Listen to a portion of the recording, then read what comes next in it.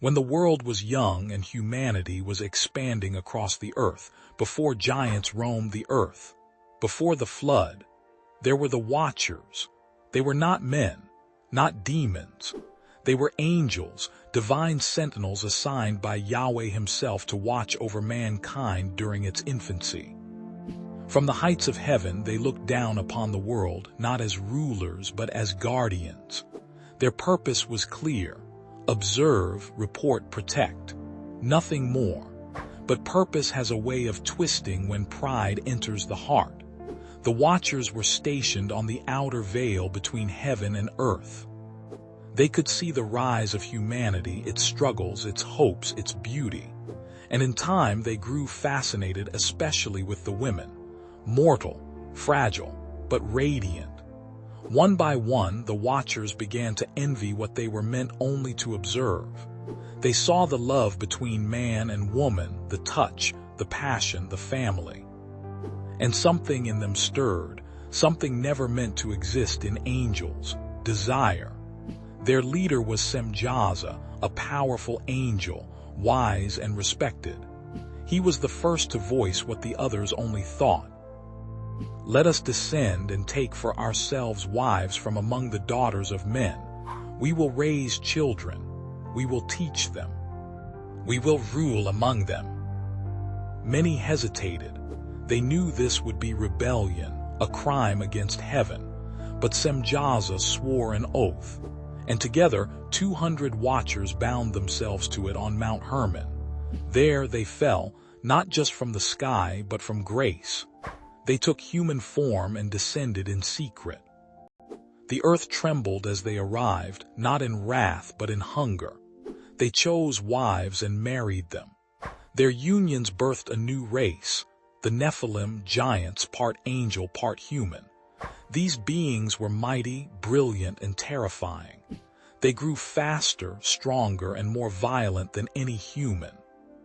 They ruled over mankind like demigods, demanding worship, building cities, and enslaving the very people their fathers were meant to protect. But the Watchers did more than just breed giants. They began teaching forbidden knowledge to humanity. Azazel taught the art of war, weapon making and cosmetics, tools of destruction and seduction.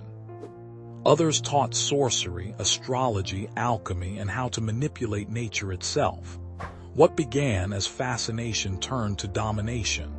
Humanity, once guided gently by heaven, was now corrupted from within. The earth became a place of bloodshed, greed, and depravity. The Nephilim feasted on animals and eventually humans. The sky wept, the land rotted. And Yahweh was no longer silent. From the divine throne came judgment. Yahweh declared he would wipe mankind from the face of the earth. But in this dark moment, one man stood out. Noah found favor in Yahweh's eyes because he walked faithfully with his Creator. While the world around him descended into chaos and the Nephilim dominated the landscape, Noah remained true to Yahweh's ways.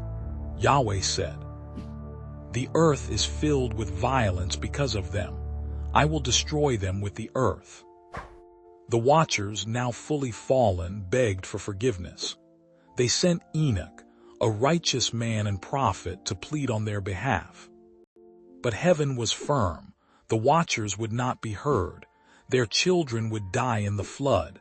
They would be bound, chained in the abyss until the day of final judgment.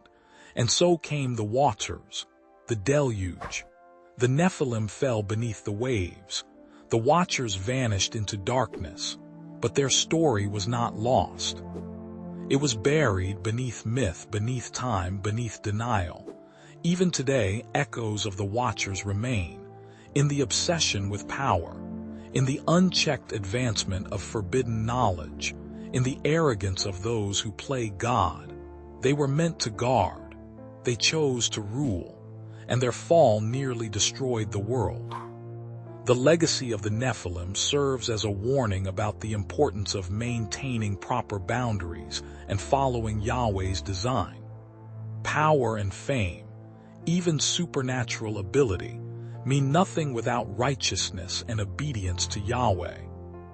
In our own time, when humanity often seeks to blur the lines between what's possible and what's permitted, this ancient story carries surprising relevance. Yahweh takes the integrity of his creation seriously. While he allows freedom of choice, he also acts decisively when that freedom is used to corrupt his design. As in the days of Noah, the ancient text warns, so shall it be again,